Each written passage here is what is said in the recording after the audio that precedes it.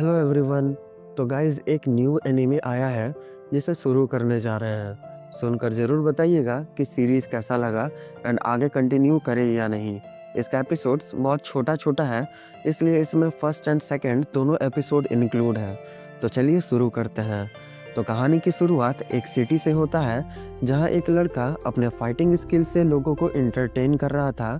तो एक आदमी कुछ मास्टर्स और उनके स्टूडेंट्स का स्टोरी सुना रहा था जो किसी जर्नी पर गए हुए थे, जिसे देखकर और सुनकर लोग बहुत खुश हो रहे थे। तभी वहां से एक कैरेज गुजरता है जिसके अंदर से एक बहुत ही प्यारी सी लड़की बाहर झांकती है और ये सब देखकर बहुत खुश हो जाती है।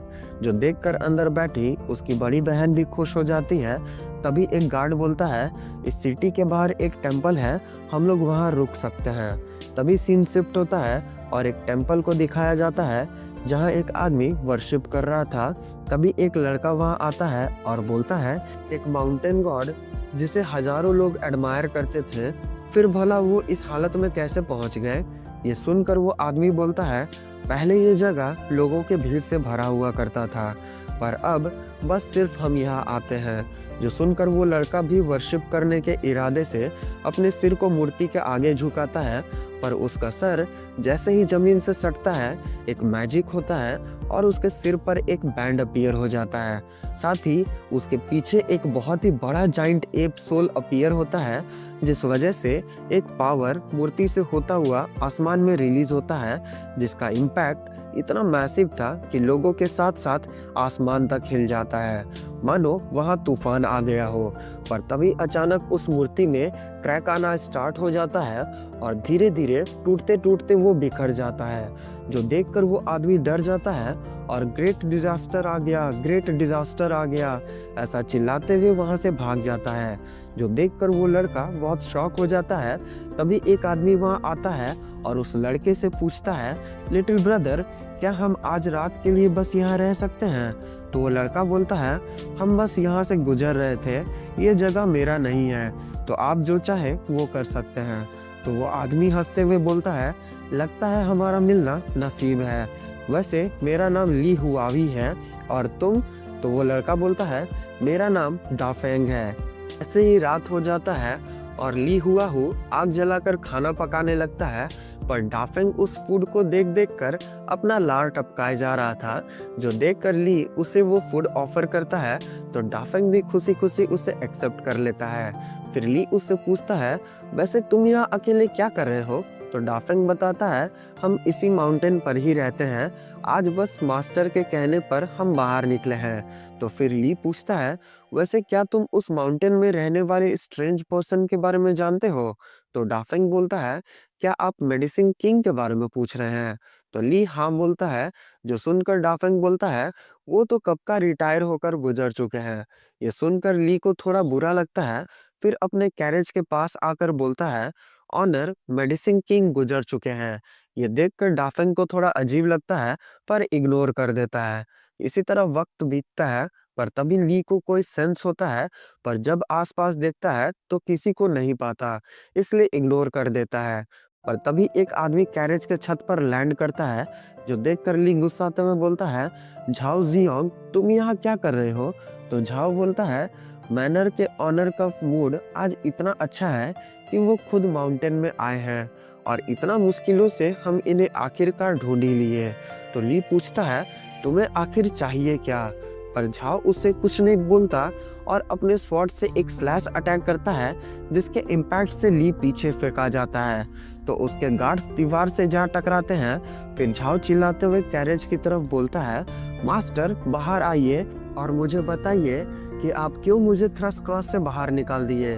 तो ली बोलता है, तुम सिर्फ ड्रिंक करके हंगामा करोगे तो मास्टर और क्या करेंगे, तुम ज्यादा आगे मत बढ़ो। ये सुनकर झाओ को गुस्सा आ जाता है और बोलता है, तो हम पियक्कड़ हैं। फिर दौड़ते हुए ली पर अपने स्वॉर्ड से अटैक कर देता है। जो देखकर ली अपने स्पीयर से उसके अटैक को रोक देता है। फिर दोनों के बीच अटैक्स एक्सचेंज होना स्टार्ट हो जाता है, जिसमें झाओ एक स्ट्रॉन्ग अटैक करता हुआ ली को पीछे ढकेल देता है। फिर जंप करता हुआ एक बेहद ही पावरफुल अटैक करता है, जो देख कर ली एंड सभी थोड़ा टेंस्ड हो जाते हैं। पर तभी डाफेंग बीच में आता हुआ एक स्टिक को झाओ की तरफ किक करता है, जिसके इम्पैक्ट से झाओ पीछे फेंका जाता है और चिढ़ते हुए बोलता है, भला ये ब्रैट बीच में कहाँ से आ गया। इधर डाफेंग को बीच में पड़ता देख ली उसे रोकता है और वहां से भागने बोलता है, पर डाफेंग उसकी नहीं सुनता और आगे बढ़ते हुए झाओ के सामने आ जाता है। फिर अपने पावर को रिलीज करता है, जिसके इम्पैक्ट से एक टॉर्नेडो क्रिएट हो जाता है। तभी जमीन के अंदर से दो पिलर्स बाहर निकलने लगते हैं, जो देखकर सभी बहुत शॉक हो जाते हैं। फिर ली सोचता है ये तो व्हाइट जेड पिलर्स हैं। तभी डाफेंग हवा में उड़ने लगता है और उन पिलर्स के बीच चला जाता है। फिर अपने पूरे बॉडी में उस पावर के फ्लो को फील करने लगता है और एक लार्ज प्रेशर के साथ उस पावर को रिलीज कर देता है, जिसके इम्पैक्ट से झाओ के साथ साथ वहां खड़े गार्ड्स भी डर जाते हैं। फिर डाफेंग जैसे जैसे झाओ की तरफ बढ़ता है, झाओ का दिल डर से उतनी ही तेजी से धड़कने लगता है। वो अपने डर पर काबू करने का बहुत कोशिश करता है, पर उसका पैर उसका साथ नहीं देता, जो बस डर से पीछे हटे जा रहा था। और एट लास्ट उसका हिम्मत जवाब दे देता है और वो चिल्लाते हुए वहां से भाग जाता है, जो देखकर डाफेंग शॉक हो जाता है और बोलता है, हम तो अभी स्टार्ट हुए हैं और ये भाग गया। तभी ली उसके पास आकर कहता है, लिटिल ब्रदर तुम कितने स्ट्रांग हो, तुम तो अभी से ही कंडेंसेशन रेल्म पर पहुंच गए हो। ये सुनकर डाफेंग भी खुश हो जाता है और कहता है, मुझे भी ऐसा ही लगता है कि हम जीनियस हैं। तभी उस कैरेज के अंदर से ऑनर कहती है, इस एज में ही कंडेंसेशन रेल्म पर पहुंच जाना, ये तो सच में डाकिंग का एक जीनियस है। तभी उस कैरेज के अंदर से वो लड़की बाहर आती है, जिसे देखकर डाफेंग बहुत शॉक हो जाता है, क्योंकि वो लड़की सच में बहुत खूबसूरत थी, जिसका नाम ली हुआमी है। फिर वो पास आकर अपना इंट्रोडक्शन देते हुए उसकी हेल्प करने के लिए उसे थैंक्स कहती है, जिसे देखकर ली उन्हें ऑनर के नाम से ग्रीट करता है। तो ये सुनकर डाफेंग थोड़ा शॉक होते हुए कहता है, ऑनर। ये सुनकर वो छोटी लड़की जिसका नाम रेन बटरफ्लाई है कहती है, तुम्हें क्या कोई शक है। तो डाफेंग भी गधे की तरह सर हाँ में हिला देता है, जो देखकर रेन चिढ़ जाती है और बोलती है, क्या तुम्हारे पास आंख नहीं है, मेरी बहन बहुत पावरफुल है। तो हुआमी कहती है, रेन इन्होंने हमारी हेल्प की है, इसलिए इनसे ऐसे मिसबिहेव मत करो। जो सुनकर वो लड़की चिढ़ते हुए शांत हो जाती है। फिर हुआमी पूछती है, लिटिल ब्रदर क्या तुम श्योर हो कि मेडिसिन किंग गुजर चुके हैं। तो डाफिंग कहता है, हाँ, मेरे मास्टर मुझे खुद ये बात बताए थे, उनकी मौत किसी डिजीज के कारण हुआ था। ये सुनकर हुआमी सैड हो जाती है और कहती है, अफसोस, मुझे भी ऐसा ही कोई डिजीज हो गया है और अब तो लगता है सब कुछ बस मेरा नसीब के हाथ में ही है। ये सुनकर डाफिंग को भी थोड़ा बुरा लगता है। फिर हुआमी पूछती है, वैसे ब्रदर तुम कहाँ जा रहे हो। तो डाफिंग बताता है, हम कैपिटल सिटी जा रहे हैं अपनी तीसरी एल्डर सिस्टर को ढूंढने। ये सुनकर हुआमी खुश हो जाती है और कहती है, हम लोग भी सिंधु में ही रहते हैं, तुम चाहो तो हमारे साथ आ सकते हो। रास्ते में कोई केयर करने वाले का होना अच्छा होता है। यह सुनकर डाफिंग भी बहुत खुश हो जाता है और बोलता है, ये तो बहुत अच्छी बात है, वरना हम तो पूरे रास्ते बोर हो जाते हैं। फिर हुआमी पूछती है, वैसे तुम्हारी बहन का नाम क्या है। हम सिंधु में बहुत लोगों को जानते हैं, शायद हम उसे ढूंढने में तुम्हारी हेल्प कर सके। तो डाफिंग नाम बताते हुए कहता है, उनका नाम किन जाओ है। ये सुनकर तो सभी के चेहरे का रंग ही उड़ जाता है, मानो उनके दिल में कोई चोर हो। पर सबको इशारे से शांत करते हुए हुआमी कहती है, हम शायद तुम्हारी बहन को नहीं जानते। तो डाफिंग कहता है, माउंटेन से बाहर आने तक मुझे भी नहीं पता था कि मेरी कोई थर्ड एल्डर सिस्टर है, और उनको देखना तो बहुत दूर की बात है, इसलिए कोई बात नहीं। ये सुनते ही हुआमी किसी सोच में पड़ जाती है और बोलती है, वैसे इस नाम की एक पर्सन को हम जानते हैं, पर ये पता नहीं कि वो तुम्हारी बहन है कि नहीं। अगर तुम चाहो तो हमारे साथ आ सकते हो, जब हम लोग सेंधु सिटी पहुंचेंगे तब तुम्हें उससे मिलवा दूंगी। ये सुनते ही डाफिंग बहुत खुश हो जाता है और बोलता है, मुझे तो पता ही नहीं था कि माउंटेन से बाहर आते ही एक नोबल पर्सन मिल जाएगी जो मेरी हेल्प करेगी। आपका बहुत बहुत शुक्रिया मेरी हेल्प करने के लिए। पर तभी हुआमी अचानक ही ठंड से कांपने लग जाती है और उसका पूरा बॉडी बर्फ से जमने लग जाता है, जो देखते ही रेन चांद को देखकर कहती है, लगता है बुरा टाइम आ गया, चलिए अंदर चलें। फिर उससे कैरेज के अंदर लेकर चली जाती है, जो देखकर डाफिंग ली से पूछता है, इन्हें किस तरह का बीमारी हुआ है? ये तो बहुत अजीब डिजीज है। तो ली बोलता है, ये बहुत ही पुराना डिजीज है, इसमें इनका हड्डियां टूटने लगता है और दिल में छेद होने लगता है। भगवान भगवान भी खूबसूरत लड़कियों के साथ नाइंसाफी करते हैं। वैसे झाओ वापस अटैक करने आ सकता है, इसलिए हम रात भर पहरा देंगे, तुम जाकर सो जाओ। तो डाफिन पूछता है, क्या आप मेरी सिस्टर के बारे में कुछ जानते हैं क्या? ये सुनते ही ली डर जाता है और बोलता है, नहीं नहीं, मुझे कुछ नहीं पता, भला हम कहाँ से कुछ जानेंगे। ये सुनकर बेचारा डाफिन के पास कोई और ऑप्शन नहीं होता, इसलिए वो टेम्पल के अंदर आकर सोने की कोशिश करने लग जाता है। इधर हुआमी के डिजीज की वजह से उसका पूरा कैरेज भी बर्फ से ठंडा हो जाता है।